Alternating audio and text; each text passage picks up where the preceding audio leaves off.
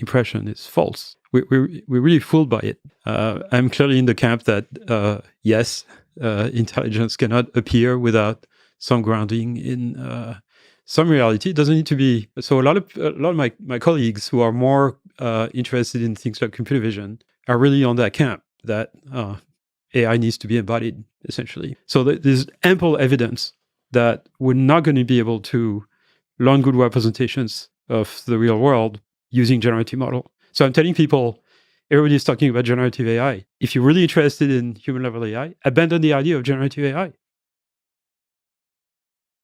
이 영상을 클릭하셨다면 인공지능에 진심으로 관심 있는 분이라고 생각합니다. 영상이 다소 깁니다. 하지만 얻어갈 내용이 참 많습니다. 3시간의 토크 중에서 주제별로 묶어 새롭게 편집하고 있습니다. 많은 분들이 인공지능에 대한 유익한 정보를 얻어가시면 좋겠습니다. 출연자는 AI의 아버지라고 불리는 남자, 그리고 메타 AI의 수석과학자 얀르쿤입니다. 영상 출처는 렉스 프리드먼의 팟캐스트입니다. 얀르쿤은 현재 우리가 사용하는 GPT, 라마 같은 언어 모델로는 한계가 있다고 주장합니다. 동시에 월드모델이 필요하다고 하죠. 자세한 내용은 그의 목소리를 통해 직접 들어보시죠. You've said that autoregressive LLMs are not the way we're going to make progress towards superhuman intelligence. How do they work and why are they not going to take us all the way? For a number of reasons. The first is that there is a number of characteristics of intelligent behavior. For example, capacity to understand the world, understand the physical world, the ability to remember and retrieve things, persistent memory, the ability to reason, and the ability to plan. Those are 4 essential characteristics of intelligent systems or entities, humans, animals. LLMs can do none of those, or they can only do them in a very primitive way. They don't really understand the physical world. They don't really have persistent memory. They can't really reason, and they certainly can't plan. And so, if you expect a system to become intelligent just, without having the possibility of doing those things, you're making a mistake. That is not to say that autoregressives are not useful. They're certainly useful, that they're not interesting, that we can't build a whole ecosystem of applications around them. Of course we can. But as a path towards human-level intelligence, they're missing essential components. And then there is another tidbit or fact that I think is very interesting. Those LLMs are trained on enormous amounts of text, basically the entirety of all publicly available text on the internet, right? That's typically on the order of 10 to the 13 tokens. Each token is typically 2 bytes. So that's 2 10 to the 13 bytes as training data. It would take you or me 170,000 years to just read through this at 8 hours a day. So it seems like an enormous amount of knowledge, right, that those systems can accumulate. But then you realize it's really not that much data. If you talk to developmental psychologists and they tell you a 4-year-old has been awake for 16,000 hours in his or her life, and the amount of information that has reached the visual cortex of that child in 4 years is about 10 to the 15 bytes. And you can compute this by estimating that optical nerve carry about 20 megabytes per second, roughly. And so 10 to the 15 bytes for a 4-year-old versus 2 times 10 to the 13 bytes for 170,000 years worth of reading. What that tells you is that through sensory input, we see a lot more information than we do through language. And that despite our intuition, most of what we learn and most of our knowledge is through our observation and interaction with the real world, not through language. Everything that we learn in the first few years of life, and certainly everything that animals learn, has nothing to do with language. So it'd be good to maybe push against some of the intuition behind what you're saying. So it is true there's several orders of magnitude more data coming into the human mind, much faster, and the human mind is able to learn very quickly from that, filter the data very quickly. Somebody might argue your comparison between sensory data versus language, that language is already very compressed. It already contains a lot more information than the bytes it takes to store them if you compare it to visual data. So there's a lot of wisdom in language. There's words and the way we stitch them together. It already contains a lot of information. So is it possible that language alone already has enough wisdom and knowledge in there to be able to, from that language, construct a world model, an understanding of the world, an understanding of the physical world that you're saying LLMs lack? So it's a big debate among philosophers. and also cognitive scientists, like whether intelligence needs to be grounded in reality. I'm clearly in the camp that, yes, intelligence cannot appear without some grounding in some reality. It doesn't need to be, physical reality. It could be simulated, but the environment is just much richer than what you can express in language. Language is a very approximate representation of our percepts and our mental models, right? I mean, there's a lot of tasks that we accomplish where we manipulate a mental model of the situation at hand, and that has nothing to do with language. Everything that's physical, mechanical, whatever, when we build something, when we accomplish a task, a model task of, grabbing something, etc., we plan our action sequences, and we do this by essentially imagining the result of the outcome of a sequence of actions that we might imagine. And that requires mental models that don't have much to do with language. And that's, I would argue, most of our knowledge is derived from that interaction with the physical world. So a lot of my colleagues who are more interested in things like computer vision are really on that camp that AI needs to be embodied, essentially. And then other people coming from the NLP side, or maybe some other motivation, don't necessarily agree with that. And philosophers are split as well. And the complexity of the world is hard to imagine, hard to represent all the complexities that we take completely for granted in the real world that we don't even imagine require intelligence, right? This is the old Moravec paradox from the pioneer of robotics, Hans Moravec, who said, how is it that with computers, it seems to be easy to do high-level complex tasks like playing chess and solving integrals and doing things like that, whereas the thing we take for granted that we do every day, learning to drive a car or, grabbing an object, we can do with computers. And, we have LLMs that can pass the bar exam, so they must be smart. But then they can't learn to drive in 20 hours like any 17-year-old. They can't learn to clear up the dinner table and fill up the dishwasher like any 10-year-old can learn in one shot. Why is that? What are we missing? What type of learning or reasoning architecture or whatever are we missing that basically prevent us from having level 5 self-driving cars and domestic robots? Can a large language model construct a world model that does know how to drive and does know how to fill a dishwasher, but just doesn't know how to deal with visual data at this time? So it can operate in a space of concepts. So yeah, that's what a lot of people are working on. So the short answer is no. And the more complex answer is you can use all kinds of tricks to get an LLM to basically digest visual representations of images or video or audio for that matter. And a classical way of doing this is you train a vision system in some way. And we have a number of ways to train vision systems, either supervised, semi-supervised, self-supervised, all kinds of different ways. That will turn any image into a high-level representation, basically a list of tokens that are really similar to the kind of tokens that typical LLM takes as an input. And then you just feed that to the LLM in addition to the text. And you just expect the LLM to kind of, during training, to kind of be able to use those representations to help make decisions. I mean, there's been work along those lines for quite a long time. And now you see those systems, right? I mean, there are LLMs that have some vision extension, but they're basically hacks in the sense that those things are not like trained end-to-end to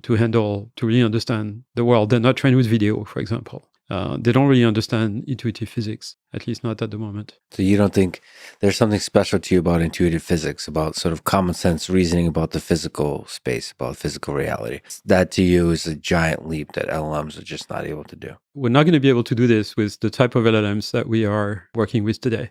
And there's a number of reasons for this. But the main reason is the way LLMs are trained is that you take a piece of text, you remove some of the words in that text, you mask them, you replace them by blank markers, and you train a gigantic neural net to predict the words that are missing. And if you build this neural net in a particular way so that it can only look at words that are to the left of the one it's trying to predict, then what you have is a system that basically is trained to predict the next word in a text, right? So then you can feed it a text, a prompt, and you can ask it to predict the next word. It can never predict the next word exactly. And so what it's going to do is produce a probability distribution over all the possible words in your dictionary. In fact, it doesn't predict words, it predicts tokens that are kind of subword units. And so it's easy to handle the uncertainty in the prediction there because there is only a finite number of possible words in the dictionary, and you can just compute a distribution over them. Then what the system does is that it picks a word from that distribution.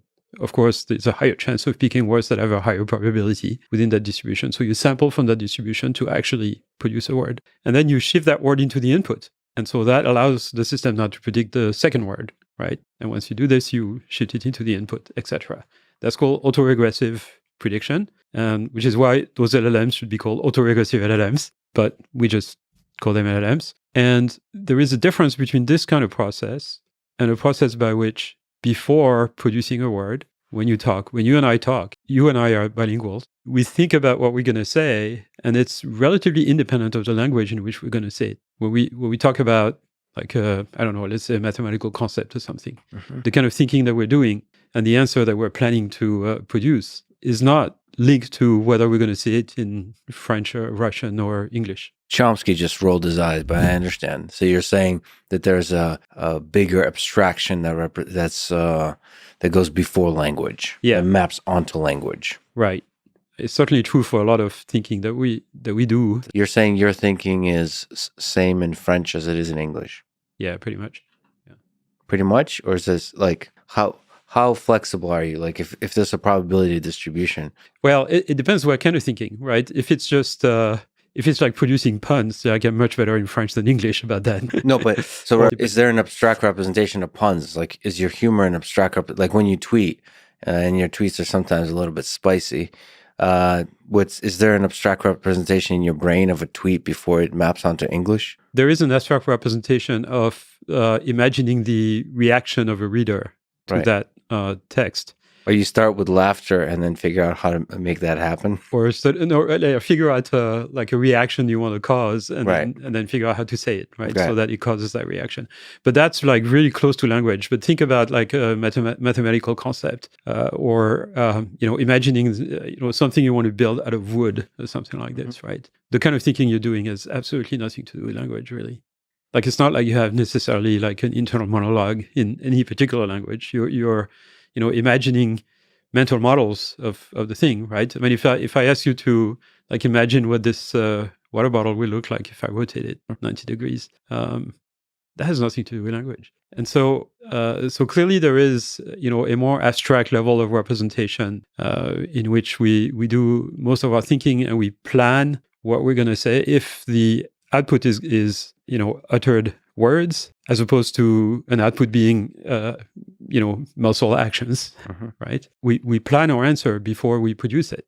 And LLMs don't do that. They just produce one word after the other instinctively, if you want. It's a bit like the subconscious actions where you don't, like, you're distracted, you're doing something, you're completely concentrated, and someone comes to you and ask you a question, and you kind of answer the question. You don't have time to think about the answer, but the answer is easy, so you don't need to pay attention. You sort of respond automatically. That's kind of what an LLM does, right? It doesn't think about its answer, really. It retrieves it because it's accumulated a lot of knowledge, so it can retrieve some things, but it's going to just spit out one token after the other without planning the answer. But you're making it sound just one token after the other, one token at a time generation is bound to be simplistic. But if the world model is sufficiently sophisticated, that one token at a time, the most likely thing it generates as a sequence of tokens is going to be a deeply profound thing. Okay, but then that assumes that those systems actually possess an internal world model. I think the fundamental question is, can you build a really complete world model? Not complete, but one that has a deep understanding of the world. Yeah. So can you build this, first of all, by prediction? Right. And the answer is probably yes. And your skepticism around autoregressive LLMs. So one way I would like to test that skepticism is everything you say makes a lot of sense. But if I apply everything you said today and in general to 10 years ago, maybe a little bit less, no, let's say 3 years ago, I wouldn't be able to predict the success of LLMs. So does it make sense to you that autoregressive LLMs are able to be so damn good? Can you explain, your intuition? Autoregressive LLMs, or that LLMs in general, not just the autoregressive one, but including the BERT-style bidirectional ones, are exploiting, and it's self-supervised learning. And I've been a very, very strong advocate of self-supervised learning for many years. So those things are a incredibly impressive demonstration that self-supervised learning actually works. The idea that started, it didn't start with BERT, but it was really kind of a good demonstration with this. So the idea that you take a piece of text, you corrupt it, and then you train some gigantic neural net to reconstruct the parts that are missing, that has been produced an enormous amount of benefits. It allowed us to create systems that understand language, systems that can translate hundreds of languages in any direction, systems that are multilingual, so it's a single system that can be trained to understand hundreds of languages and translate in any direction, and produce summaries, and then answer questions and produce text. And then there's a special case of it where, which is the autoregressive trick, where you constrain the system to not elaborate a representation of the text from looking at the entire text, but only predicting a word from the words that are come before, right? And you do this by constraining the architecture of the network. And that's what you can build an autoregressive LLM from. So there was a surprise many years ago with what's called decoder-only LLM. So systems of this type that are just trying to produce words from the previous one, and the fact that when you scale them up, they tend to really kind of understand more about language when you train them on lots of data. You make them really big. That was kind of a surprise, and that surprise occurred quite a while back, with work from Google, Meta, OpenAI, etc. Going back to the GPT kind of work, general pre-trained transformers. That they're able to form enough of a representation of the world to be damn convincing, essentially passing the original Turing test with flying colors. Well, we're fooled by their fluency, right? We just assume that if a system is fluent in manipulating language, then it has all the characteristics of human intelligence. But that impression is false. We're really fooled by it. What do you think Alan Turing would say? Without understanding anything, just hanging out with it. Alan Turing would decide that a Turing test is a really bad test. Okay, this is what the AI community has decided many years ago, that the Turing test was a really bad test of intelligence. What would Hans Moravec say about the large language models? Hans Moravec would say the Moravec paradox still applies. You don't think he would be really impressed? No, of course, everybody would be impressed. It's not a question of being impressed or not. It's a question of knowing what the limit of those systems can do. Again, they are impressive. They can do a lot of useful things. There's a whole industry that is being built around them. They're going to make progress, but there is a lot of things they cannot do, and we have to realize what they cannot do, and then figure out how we get there. And and I'm not saying this. I'm saying this from basically 10 years of research on the idea of self-supervised learning, but the idea of self-supervised learning. So basically capturing the internal structure of a piece of a set of inputs without training the system for any particular task, right? Learning representations. That's the entire issue that deep learning is dealing with, right? And it's been my obsession for almost 40 years now. So learning representation is really the thing. For the longest time, we could only do this with supervised learning, and then we started working on what we used to call unsupervised learning. And sort of revive the idea of unsupervised learning in the early 2000s with Yosha Bengio and Jeff Hinton. Then discovered that supervised learning actually works pretty well if you can collect enough data. And so the whole idea of unsupervised, self-supervised learning kind of took a backseat for a bit, and then I kind of tried to revive it in a big way. Starting in 2014, basically when we started FAIR, and really pushing for finding new methods to do self-supervised learning, both for text and for images and for video and audio. And some of that work has been incredibly successful. The reason why we have multilingual translation system, things to do content moderation on Meta, for example, on Facebook, that are multilingual, that understand whether a piece of text is hate speech or not or something, is due to that progress using self-supervised learning for NLP, combining this with, transformer architectures and blah, blah, blah. But that's the big success of self-supervised learning. And then, for 10 years, we tried to apply this idea to learning representations of images by training a system to predict videos, learning intuitive physics by training a system to predict what's going to happen in the video, and tried and failed with generative models, with models that predict pixels. We could not get them to learn good representations of images. We could not get them to learn good representations of videos. And we tried many times. We published lots of papers on it. They kind of sort of worked, but not really great. They started working.